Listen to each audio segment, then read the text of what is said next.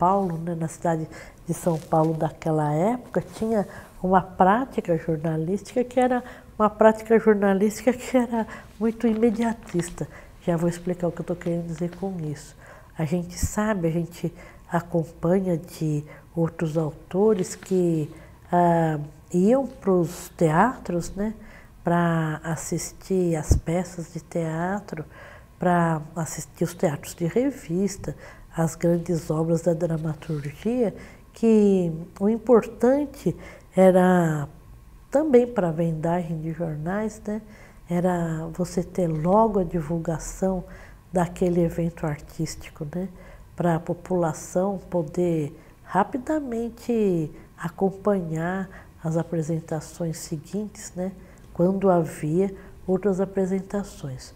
Um tanto fazia parte também, me parece, me fazia parte desse espírito jornalístico da novidade, assim, do quente, né? Está acontecendo agora, essa ideia de acompanhar o que eram essas produções todas que estreavam. Então, a gente sabe que depois dos concertos, o Mário de Andrade ia para a redação do jornal, fazia a crítica, que a crítica já saía no dia seguinte, né? Então, ele acabava de escrever a crítica e dali a algumas horas, no café da manhã, o paulistano podia acompanhar o que tinha sido aquele concerto, né? O que tinha sido aquele evento artístico. Na vida desse homem que é professor e é jornalista, existe uma maneira muito fácil de conjugar esse ofício, que é a organização, a metodologia de trabalho dele, a metodologia dele de recuperação da informação. E a gente fica muitas vezes muito surpreendido e ficamos muito orgulhosos com a nossa capacidade contemporânea de criar banco de dados, mas, no entanto, os homens sempre encontraram maneiras muito eficazes de recuperar informação. Não necessariamente assim, tão rápido, mas sempre de maneira muito eficiente. E o Mário de Andrade faz isso de maneira exemplar, através daquilo que ele chamava um fichário analítico, né?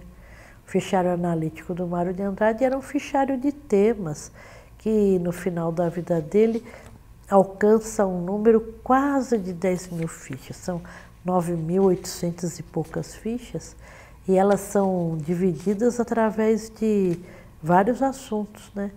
Eu gosto também de incomodar, de brincar com os meus amigos da literatura, que a parte mais volumosa do fichário dele, depois do tema que era genericamente Brasil, era a música, não era a literatura, nem artes plásticas, era a música, né?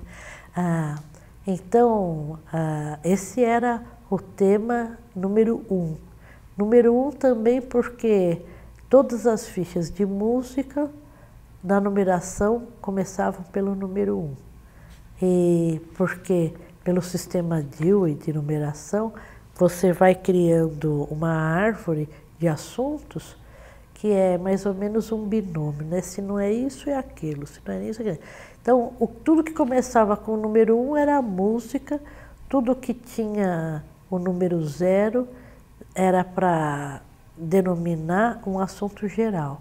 Então, 10 era assunto geral sobre música. Então, 18 era um assunto internacional, o 8 era internacional. Então, 18 era um assunto internacional em música, 28 um assunto internacional na área de artes plásticas, 38 um domínio internacional na área de estética. Então, esses números combinados, eles acabavam sempre formando uma árvore muito organizada. Ele tinha um catálogo onde esses temas principais estavam arrolados. Então, ele queria saber, aquela noite ia ter, e era anunciado que ia ter um quarteto de Debussy, faz de conta. Ele ia lá no fichário dele, pegava Debussy, quarteto e localizava na estante onde é que ele tinha um livro, uma partitura, uma matéria de jornal a respeito daquela obra.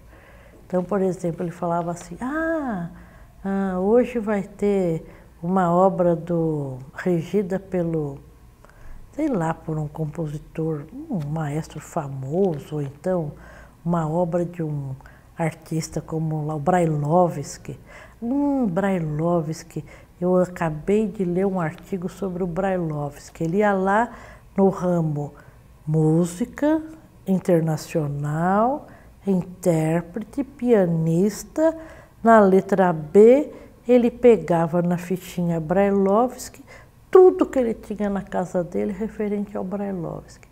E isso era uma maneira muito fácil dele conjugar, então, o ofício do homem que prepara aulas com o homem que faz a crítica musical. Porque a crítica musical dele é sempre uma crítica muito apoiada no conhecimento. Então é curioso isso, porque quando a gente vê já as primeiras críticas dele, em 1915 ele falando sobre os concertos do Conservatório Dramático e Musical, ou em 1917 ele falando sobre a atividade dos professores do conservatório, a gente percebe que ele sempre se preocupa muito em ficar embasado teoricamente, né? Isso também remete de alguma maneira àquele assunto que a gente já conversou, que é sobre a questão do processo criativo e de que maneira a gente acompanha e captura o processo criativo no acervo dele, né? Então, o acervo dele conta muito sobre o crítico, como também conta muito sobre a atividade do pesquisador e do professor também.